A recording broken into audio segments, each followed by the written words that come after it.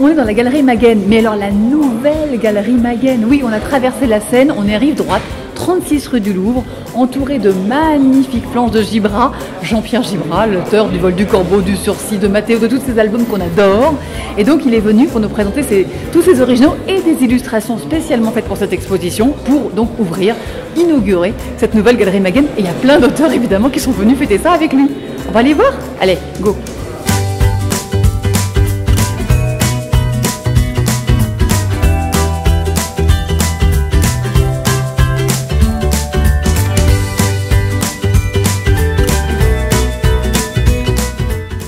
Juste quelques mots sur cette exposition quasiment rétrospective, parce qu'il y a des choses anciennes, des choses plus récentes.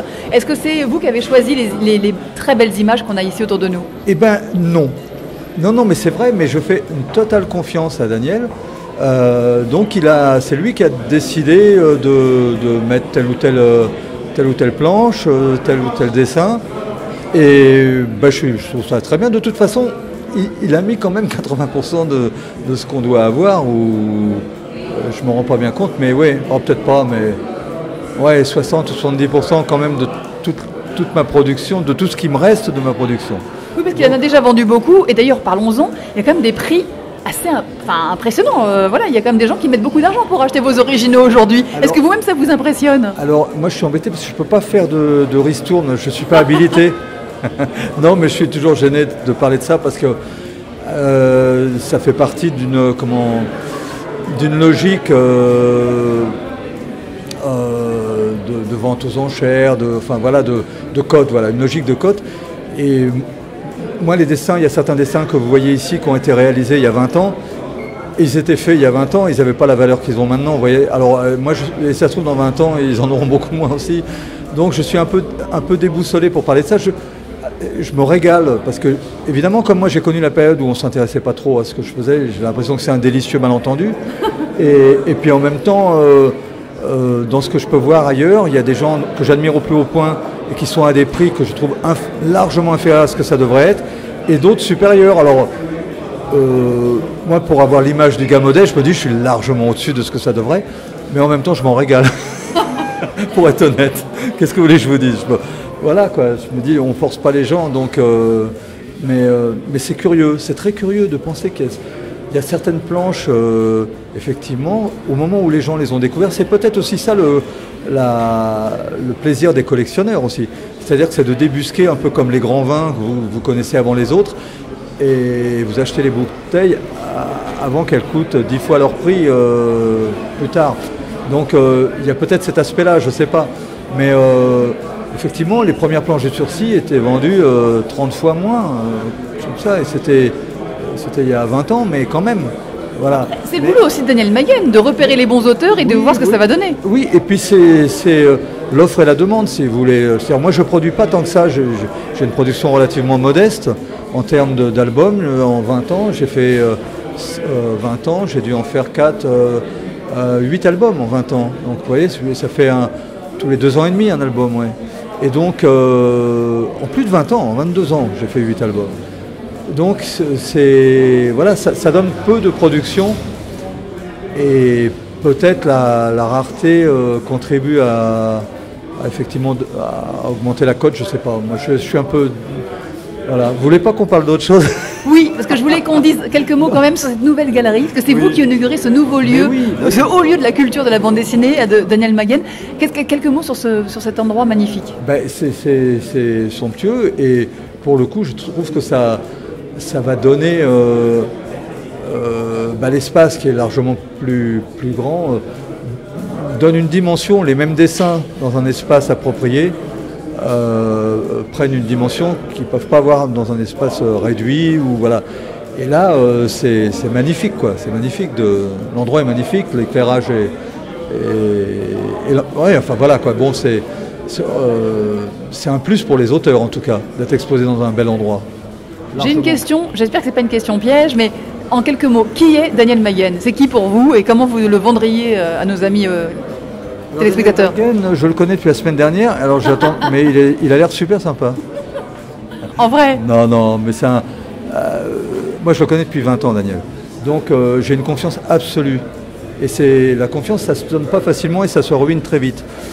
Et moi, j'ai eu du mal à donner ma confiance, pas seulement à Daniel, mais à même d'autres gens avec qui je travaille. Mais une fois que je suis convaincu de la droiture des gens, de leur passion, parce que les deux choses qui définissent Daniel en premier, c'est quelqu'un d'hyper droit et totalement passionné. On n'a pas forcément les mêmes goûts sur certains choix qu'il peut faire, enfin certaines passions qu'il peut avoir pour certains dessinateurs où moi je partage moins, ou d'autres que j'adore et lui peut-être un peu moins, mais en tout cas il ne fait pas semblant. Et donc il a une vraie passion et souvent il dit on ne peut vendre que les gens qu'on aime vraiment, et pour le coup c'est vraiment son cas. Et donc la droiture et la passion font qu'au bout d'un moment, et très rapidement, au bout de 2-3 ans, je n'ai travaillé que pour lui, et voilà, je lui dois beaucoup, en tout cas sur le plan de l'existence des originaux, voilà. Mais c'est lié peut-être au fait aussi que j'ai joué le jeu à fond, c'est-à-dire une fois que j'ai eu confiance en lui, j'ai fait exactement, je lui ai lâché les planches, même certaines planches auxquelles je pouvais tenir, il me les réclamait, je les donnais, parce que on ne peut pas garder le meilleur pour soi et dire je vends les choses qui m'intéressent le moins. Il faut vendre les choses que vous avez fait le mieux, comme les peintres. Moi j'ai aucun état d'âme par rapport à ça. Les peintres, je ne me prends pas pour Vermeer, loin s'en faut. Et Vermeer, il aurait été ravi de vendre ces originaux-là, enfin ces toiles, ces peintures. Et ben, du coup, moi ça me va très bien. Les meilleurs, je dis à Daniel, bah oui, vas-y, prends, essaie de les vendre, de toute façon je ne ferai pas mieux. Et c'est avec ces dessins-là qu'on peut attirer les gens sur son travail. C'est pas avec les troisièmes choix, voilà. Donc ça ne me pose pas de problème, encore une fois, par rapport à la dimension des peintres qui, eux, rêvent de vendre leurs tableaux et après ils ne les revoient pas, alors que nous, on peut avoir des repros, ils existent quand même encore, quoi, voilà, donc je n'ai pas d'état d'âme par rapport à ça. Merci Jean-Pierre Gibra.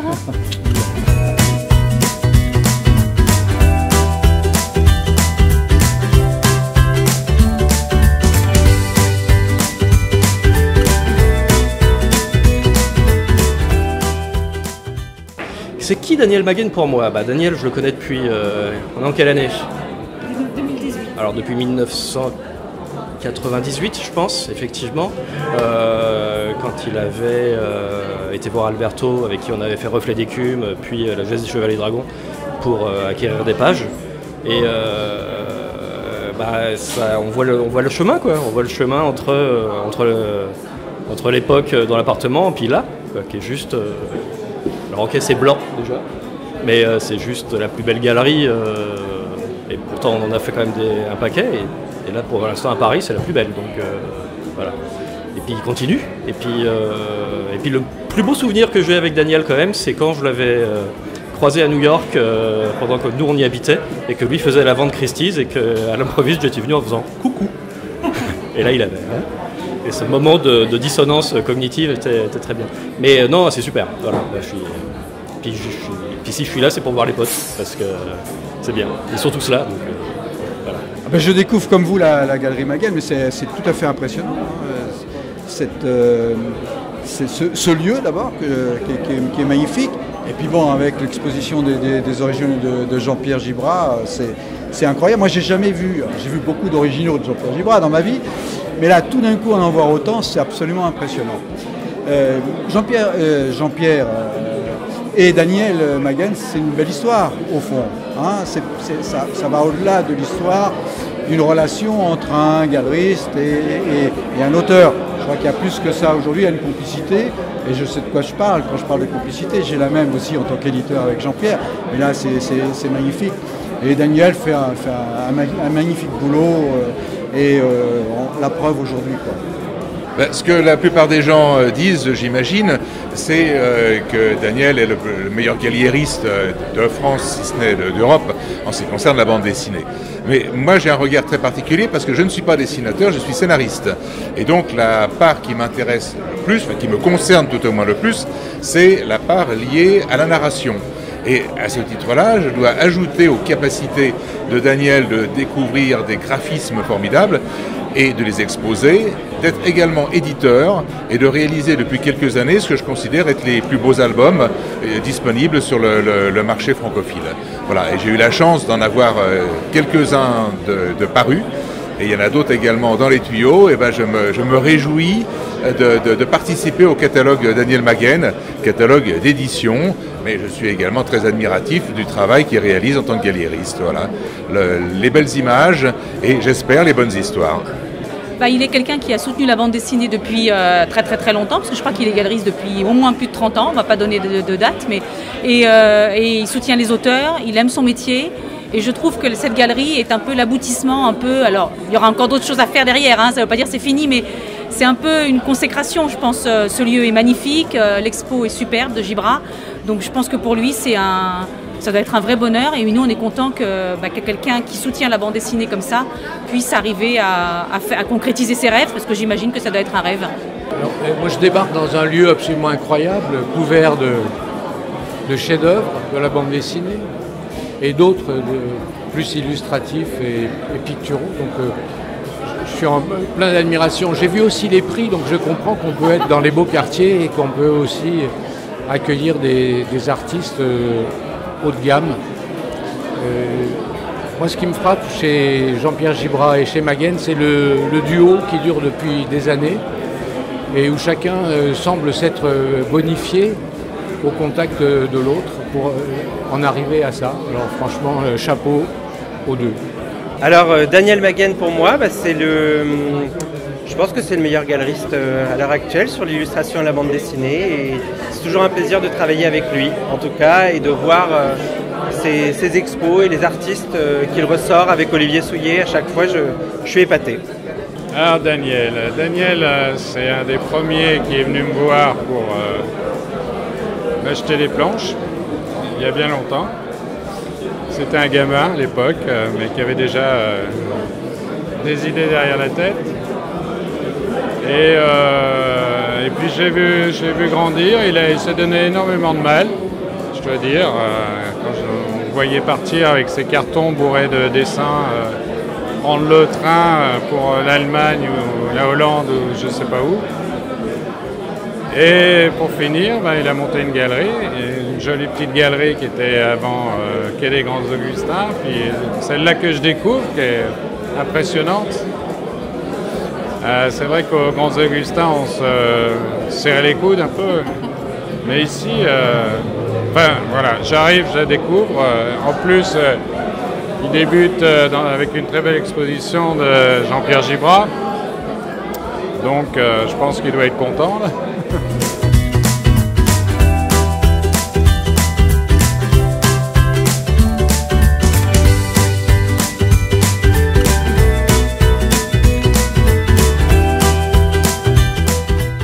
Qu'est-ce que c'est être galeriste de bande dessinée aujourd'hui?